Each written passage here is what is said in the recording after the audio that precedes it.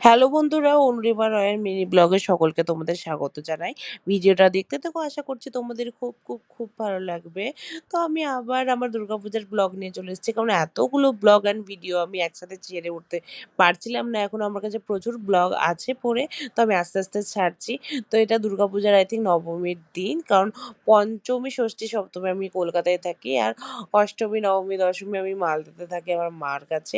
তো মা আমাকে ভালো করে শাড়ি পরিয়ে দিচ্ছিল। দেন আমরা সেজেগুজে ঘুরতে বেরিয়ে পড়ি। আর আমার একটু প্রবলেম আছে, কারণ আমার সাজতে-গুজতে প্রচুর, প্রচুর, প্রচুর টাইম লাগে। তো আমাদের বেরোতে প্রায় 8:30 বেজে গেছিল। তো আমি ভয়ে ছিলাম, কারণ আমাদেরকে বোধহয় হেঁটে পুরো ঘুরতে হবে। কিন্তু থ্যাংক গড আমরা একটা টোটো দাদাকে পেয়ে নিই। ও অ্যাকচুয়ালি সবই জানে, তো ভেতর থেকে আমাদেরকে অ্যাপ্রক্স পুরো মালদাতে ঠাকুর দেখিয়ে দেয়। আমরা বেরিয়েছিলাম ওই ৮টা ৮:৩০ করে, বাট ও আমাদেরকে ১১টা অবধি মানে খুব ভালোভাবে আমাদেরকে সব জায়গায় দেখায়। দেন এখানে একটা সেলফি জোন টাইপের ছিল, যেখানে মা আর আমি দুজনে খুবই মজা করে এখানে ভিডিও ক্লিপস নিই। এটা অবভিয়াসলি তোমরা আমার রিলসে দেখে নিয়েছো, দুর্গাপূজাতে আমি ছেড়েছিলাম।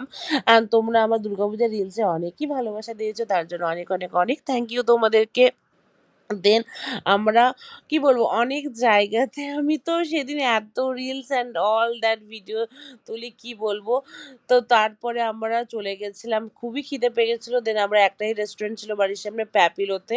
তো ওখানে চলে যাই। ওখানকার পুরো ব্লগ আর নেওয়া হয়নি, কারণ এত খিদে পেয়েছিল আমরা তাড়াতাড়ি খেয়ে বেরিয়ে যাই। তো ঠিক আছে বন্ধুরা, আমার ভিডিও কেমন লেগেছে জানিও। আর আমার ভিডিও তোমাদের যদি ভালো লেগে থাকে তাহলে প্লিজ সাপোর্ট করো। প্লিজ প্লিজ প্লিজ অনেক অনেক অনেক লাইক শেয়ার সাবস্ক্রাইব করে দিও। আজকে এখানে রাখছি, চলো টাটা।